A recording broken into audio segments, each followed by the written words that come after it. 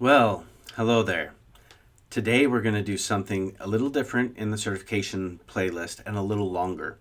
We're going to talk about how to pass a certification. We're first going to cover kind of some of the certifications that are out there, how they're different, and then we're going to dig into preparing and actually taking the test and stuff. So, how to pass a certification. This is mostly looking at industry standard tests, but can be applied to other tests as well. I mean, this can be your college, high school class. A lot of the stuff applies. So let's first talk about some of the different certifications, okay?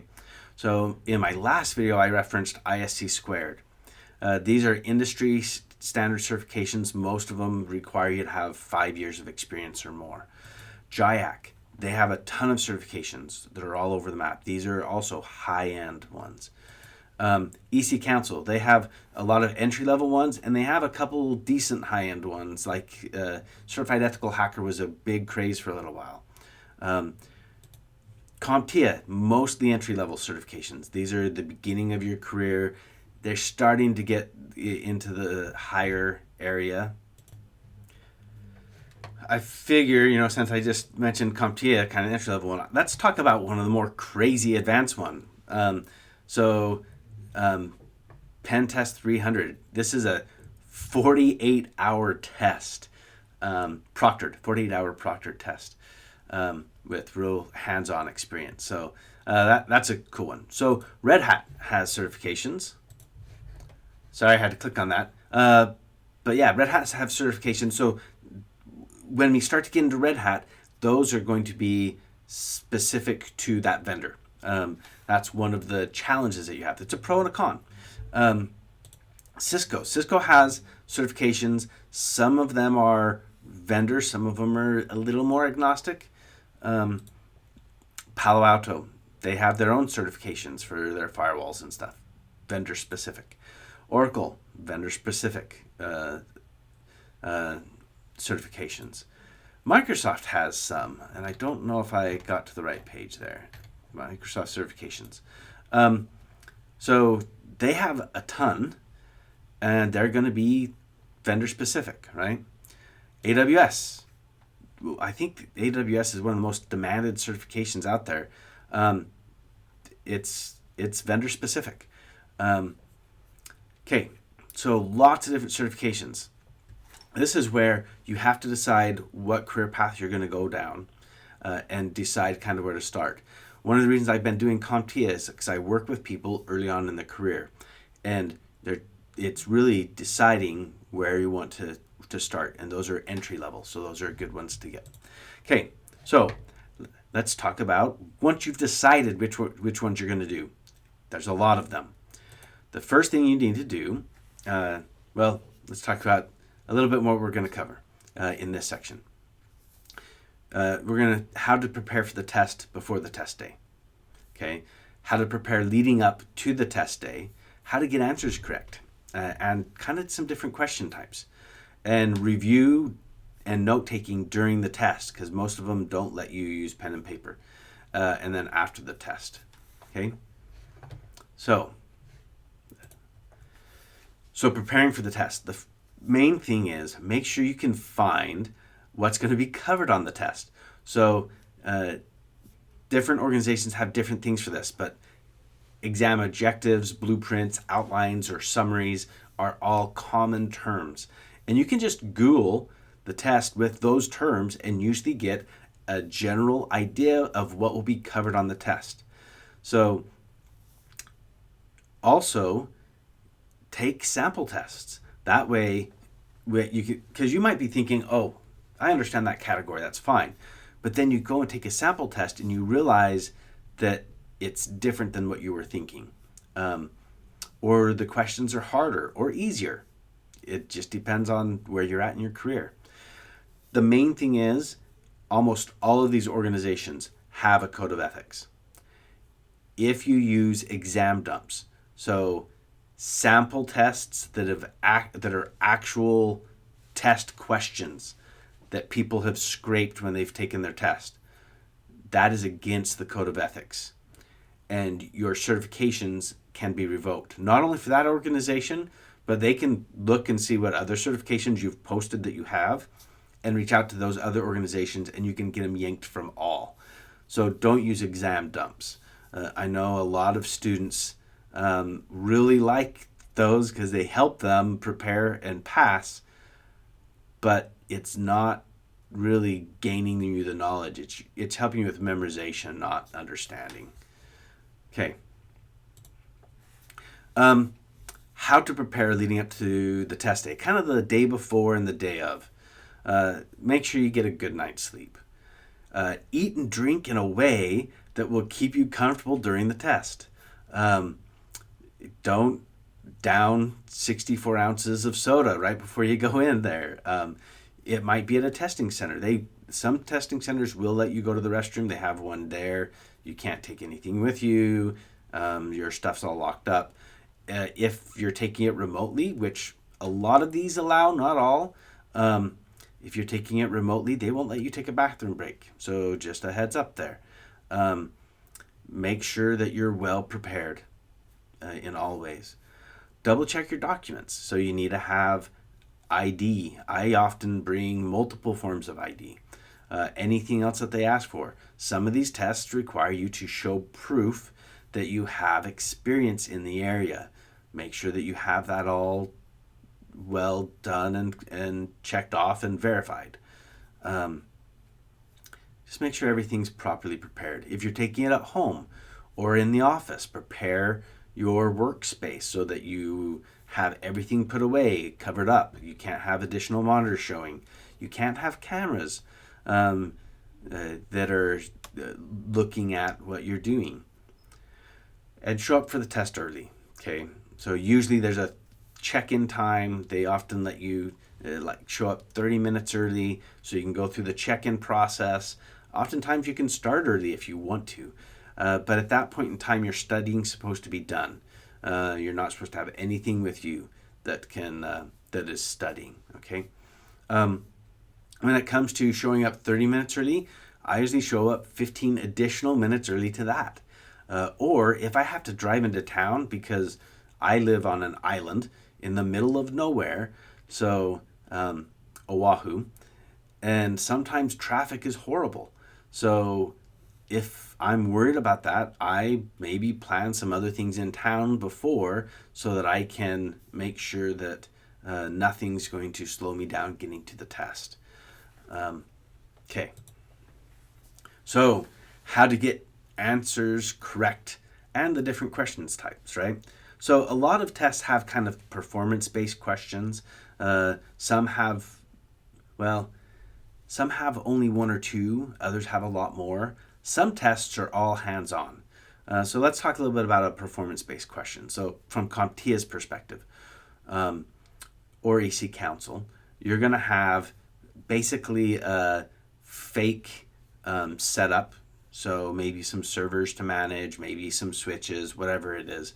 And you're going to be able to click on some of them and get information, and others you're going to be able to click on and put in certain commands or change setups or things like that to fix a problem or get things working or something like that. So make sure that you're prepared for those. Now, some of those can take a lot of time. If you are someone who is time crunched, you might want to just flag those and skip them. We'll talk about flagging later. And come back to them when you're done. Because if you get stuck there, it might hurt your ability to answer all the other questions. I usually find that most of the exams I have ample time to take, but I'm more mature in my career, so they're not as hard. So hands-on exams, Red Hat, I really don't like their exams for a couple of reasons. But they're hard and hands-on. That's the part I like. The Pen 300, this 48-hour test, it's hands-on. They give you a place that you're supposed to attack as a pen tester you're attacking, and compromise a certain number of the machines in this fictitious organization. Those are awesome exams. Just be prepared for them and prepare appropriately. Obviously, a 48-hour exam, you're going to be able to go take bathroom breaks. But they are monitoring you all the time you're at the computer, and you're not allowed certain things when you go to the bathroom. Anyway, I don't fully understand that one. They even let you sleep. It's a 48-hour exam. So at least my understanding is they let you sleep. So essay. I don't know a lot of them that have essay questions, but some of them do have a reading that you then are asked questions on a different about those. But usually you're not doing a lot of typing on most of these. A lot of these exams, you're not doing a lot of typing. So, in multiple choice, it's the most common. So I actually have some examples that I wanted to talk about. And some of these examples, it'll go back to, there's one in particular, the time-wasting one, that comes back to the performance-based, hands-on, sometimes the things that might be time wasters. So even if you think you've got multiple choice questions, that's still some if you understand those well enough, relevant information in these other areas too. Okay, I use this scenario often with people. Some of the tests have the best of good answers, and they'll ask something like, obviously I can't give the actual questions out, and I'm not going to, I want this video to be test agnostic, so it can be you can use these examples for any test that you're doing. So what would you rather eat? Would you rather eat ice cream, cake, apples, or oranges? And due to the test that you're taking, you should have information that will help you choose which one's best. So maybe it's a parties one. So ice cream and cake is actually what you should have. But hey, at a birthday party, cake's going to be more common than even ice cream. So cake would be the better answer, okay? Or maybe it's a health class, and what you would rather eat, it's going to be one of these two. And maybe they're going to talk about trying to avoid certain illnesses, and it just so happens that maybe vitamins and oranges will help you with that, okay? So it just depends. Maybe it's an ice cream party, and so ice cream's the right answer. Maybe it's a fair, and you know there's going to be apple dunking takes, and so apple's the answer. Okay, so the best of good answers. Okay, trying to identify the best of good answers. Now this is harder. This is a lot harder for me, because the best of bad answers. What would you rather eat? Dog feces or cat feces? So poop, or dog food or cat food? Obviously, we don't want to eat the poop, right? So you would be expected to understand what is the least bad of these two, and choose the right one. So sometimes in an organization, you have a manager who demands you to do things the wrong way. And they give you some options, and even though you know there's a better way to do it, you have your hands tied and you have to do it the way they tell you. And so you have to choose the best of the bad answers. So even though I don't like that they do this on exams, it is relevant in real life. Okay? Now, sometimes you have the best of good answers, but multiple. So at a birthday party, cake and ice cream. So oftentimes they tell you choose two. So you choose those two, right? Healthy party, choose two, you choose those two. Most tests will tell you how many to choose. Not all of them, but most of them do. CompTIA does. I want to say ISC squared does not. But I took that test a long time ago. Okay. Now, talking about something that kind of plays into all the other categories. These are test questions, is what some people would call them, so they don't usually count towards your score. I also think of them as time wasters, because some of these are just so bad. What would you rather eat? Security, legal, governance, or principles? Makes no sense. I remember so well a couple of these questions. Um, I'll give you an example. On a test, I was asked for a program that would do a specific function. And I've used lots of different programs to do that function before. And so usually what I do is I'd go through and I'd look and say, okay, these are the ones I know and which one would be better. Or I know this one and it does a different function and I'm pretty sure it doesn't do it, so I'm throwing that out. I looked and not a single one of the words was familiar to me of the programs. And that's saying something because I have a lot of certifications. If there's not a single one on there that made sense to me, I'm pretty sure that was a time waster. And I wasn't certain about this until I experienced it on other questions, on other certifications as well. And and I thought, wow, I didn't think that they would do that, but I think that they are. So just a heads up. But sometimes they're just test questions. You don't know which questions they are counting towards your score and which ones they are not. Um, so, so reviewing during the test and test taking, test note taking. So usually most of these tests have a way for you to flag or allow yourself to review that specific question at the end.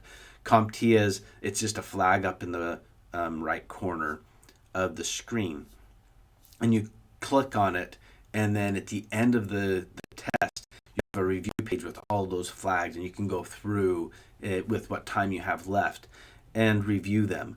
So I often only flag the ones where I think it's going to matter. And let me explain what that means. I don't flag all of them that I don't know.